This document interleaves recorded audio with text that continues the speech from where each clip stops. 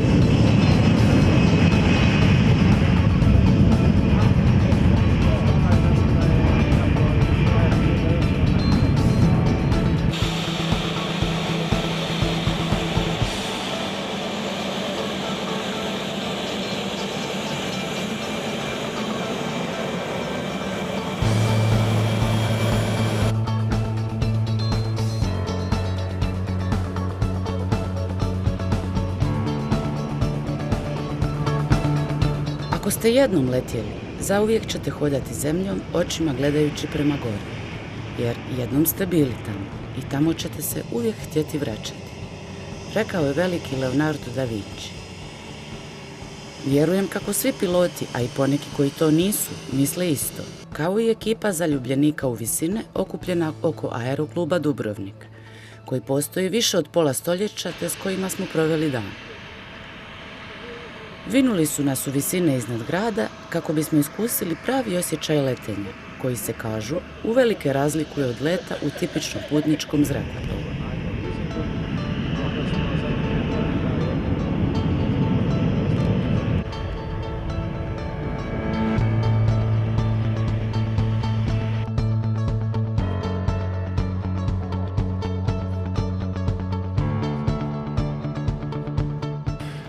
Aeroklub Dubrovnik djeluje od 1964. godine i za to vrijeme smo imali dosta velikih aktivnosti. Ono što je najvažnije to je da smo školovali negdje oko 100-tinjak pilota. Naime, prave brojke nemamo zato što nam je sva dokumentacija stradala u Domovinskom ratu. Tako da ovo sve što govorimo više manje iz sjećanja. Nažalost, Aeroklub Dubrovnik je doživio jednu kataklizmu u toj vojnoj agresiji na Dubrovnik i ostali smo i bez aviona, a nažalost i bez te dokumentacije bez koje doista moramo ovako govoriti iz sjećanja. Ipak, nakon 5 godina održavanja hladnog pogona, Aeroklub Dubrovnik je uspio nabaviti zrakoplov, no u financijske planove društveno-političkih zajednica i institucija ući će tek dogodine, budući su budžeti za ovu godinu već određeni i potrošeni. A sada ove godine, mučimo se nekako da odrušimo ovo malo aviona i da pokušavamo stvoriti temelje da dogodine počnemo sa ponovnom revitalizacijom škole letenja među mladim svijetom i naravno da ovo vrijeme iskoristimo za spašavanje, da tako kažem, pilotskih dozvola ljudi koji ih već imaju. Tako, to je jedna naša misija. Za sada počinjemo sve ispočetka i molimo na razumijevanje svih zajedno, jer znamo da nije to lako. Aeroklub djeluje kao neprofitna organizacija, a stremi ka obuci mladih ljudi u pilote, jer bez Aerokluba ta je obuka velikoj većini zapravo financijski nedostižna.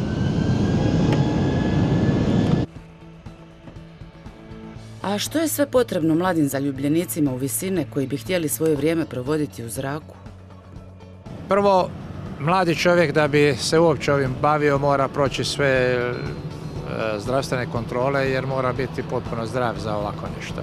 To je prvi uvjet. Drugi uvjet je da dobije određeni broj sati leta s kojim će moći ići dalje na polaganja.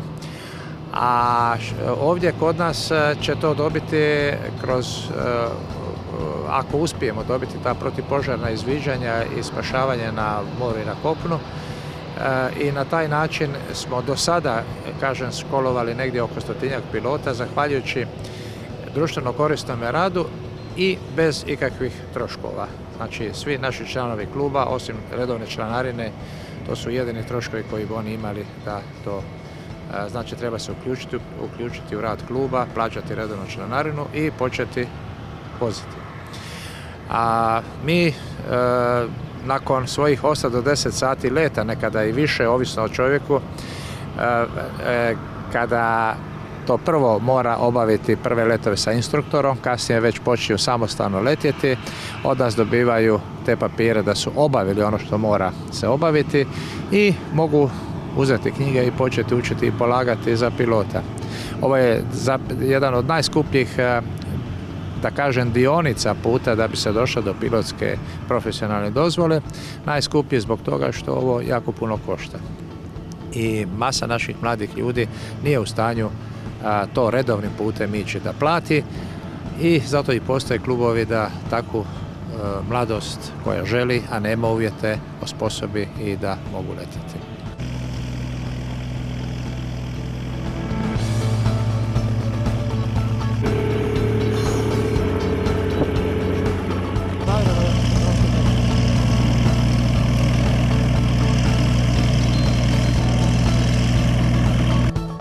U osnove letenja uveo nas je pilot s više od 40 godina letačkog iskustva i više od 8000 sati u zraku. Pa, mislim, veliki avioni su veliki avioni, imaju oni puno više u sebi uređaja, odnosno imaju više u sebi funkcija nekakvih, ali što tiče letački instrumenti, to su klasični za sve avione. Svaki avion leti jednako, otprilike.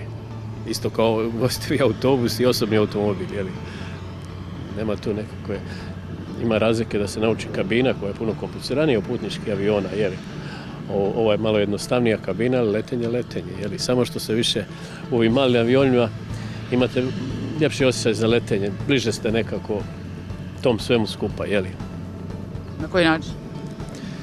Pa način da ste u kontaktu i putnici i piloti nekako više sa zrakom. Veliki avion je veliki avion, vi se osjećate kao u autobusu, u odnosu neki sportski automobil, isto vam je to prilike. A s kontrolom leta je isto kao sa velikim avionima ili?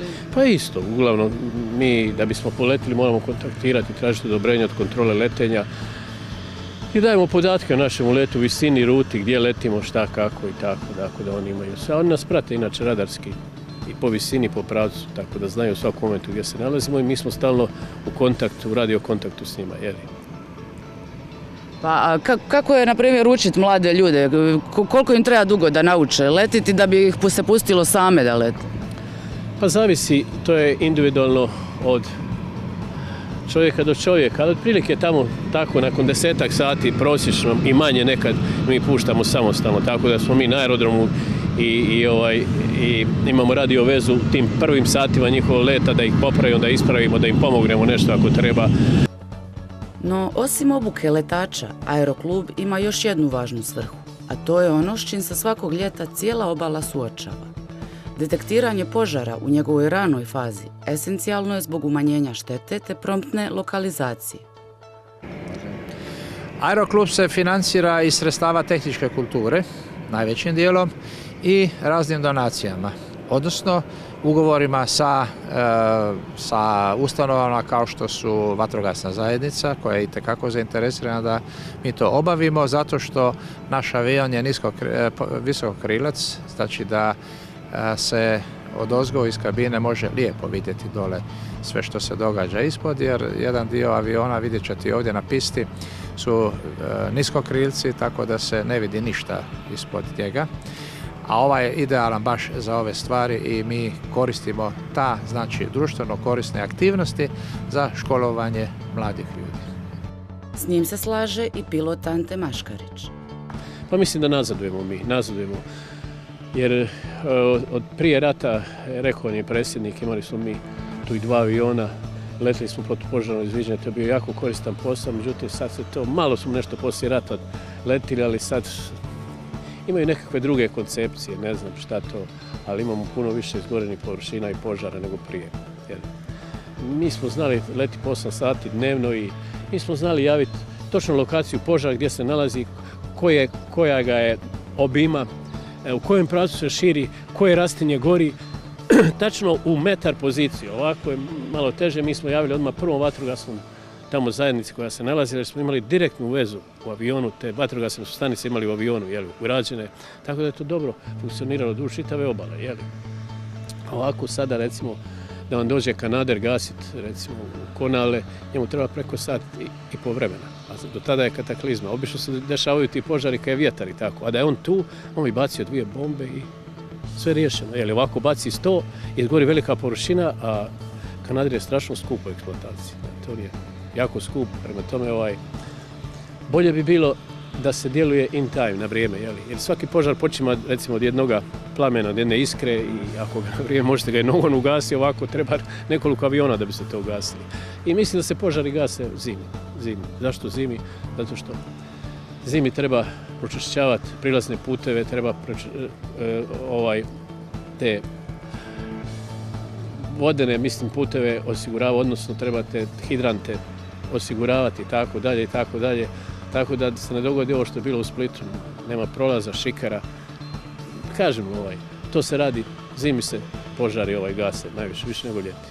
A recite, nema kanadera ovdje kod nas na aerodromu, gdje se oni nalaze, odakle dolaze? Oni dolaze iz Zadra, oni su tamo stacionirani u Zadru. Da. A koliko ih Hrvatska ima? Pa ja mislim da ima jedno 5-6, ne znam, nije točno, sad ima nešto JR traktora. Nekako je bila intencija, ja sam to uvijek pokušao zagovarati da budu raspoređeni duž obale, I onda, recimo, duž obale, on intervenira odmah i brzo, a ako neka treba pomoć, onda mu dođe pomoć, druge lokacije, ovako malo je to, ne znam. Ne znam zašto je to tako, stvarno, jer imaju neki tehnički poteškoća, ako su Dubrovnik ili tako, ali jedan prazan let košta puno, Dubrovnik Zadar, recimo. Tako da bi mogla ta posada spavati u najboljem hotelu za taj jedan let. Iako je statistički dokazano kako je puno vjerojatnije doživjeti automobilsku nego avionsku nesreću, veći broj ljudi osjeća strah od letenja nego od vožnje cestovnim prometom.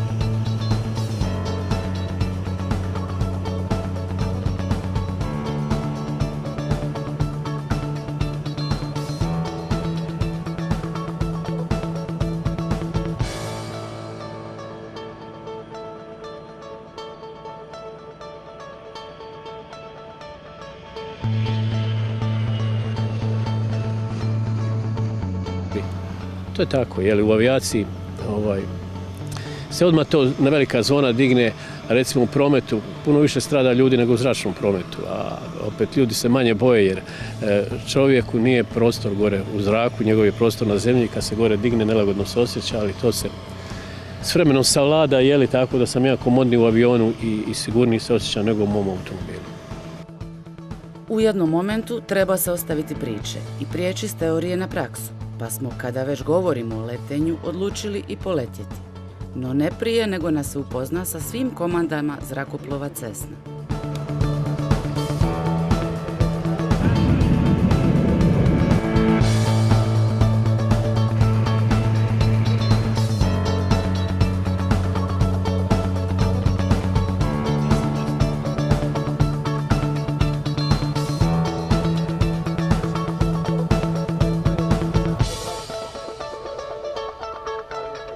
Možete nam pokazati sa kakvim komandama ovdje baratamo u Cessni?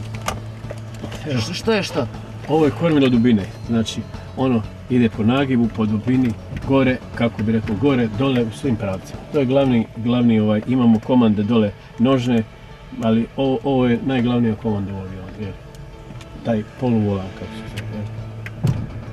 Dakle, dalje, imamo ovdje nam je brzinomjer, ovo je horizont vještački, znači kad smo u oblaku i tako da imamo položaj od avionu, kakav je položaj u avionu, jer postoje nekakvi lažni osjećaj i iluzije, da vi mislite da ste na boku, a u stvari pravolinijski lete. Tako, znači, ovo nam je prva orijentacija kad smo u oblaku. Ovo je ovdje visinomjer, jeli? Ovo su navigacijski uređaji, vori i tako dalje. Ovo je isto pokazivač skretanja. Ovo je žirodirekcional. Ovo je uređaj koji nam pokazuje penjanje i spuštanje aviona, jeli? Ovo je isto navigacijski uređaj, vor. Ovo je ovdje obrtomjer, jeli? Ovo je ovdje visinomjer, još jedan imamo i to je radio kompas, jeli? Ovo je ovdje. To su radio stanice, navigacione, komunikacione, ovo je flaps. Što je to? To je flaps. Što to znači? Flaps je, kad mi poljećemo, onda izbacujemo flaps, evo, da povećamo površinu krila. Znači, da nam treba kraća staza za polijetanje. Isto tako i za slijetanje koristimo taj flaps. On ima sad 10, 20, 30 i full flaps. Jer na polijetanju koristimo samo 10 stupnjeva. Sve argumente za ostanak na zemlji smo potrošili, pa smo se pripremili za polijetanje. Uistinu bi bilo šteta da se nismo odvažili na taj poljet.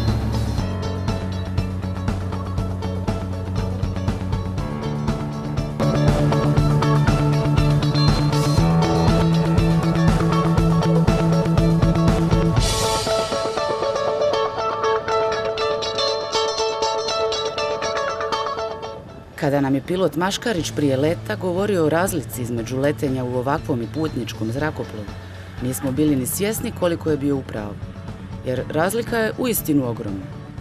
Osjećaj leta doista je tu. Spuštanje i dizanje definitivno osjetite u pleksusu, a sada možemo reći i da bolje razumijemo Da Vincija i ono što je rekao o letenju.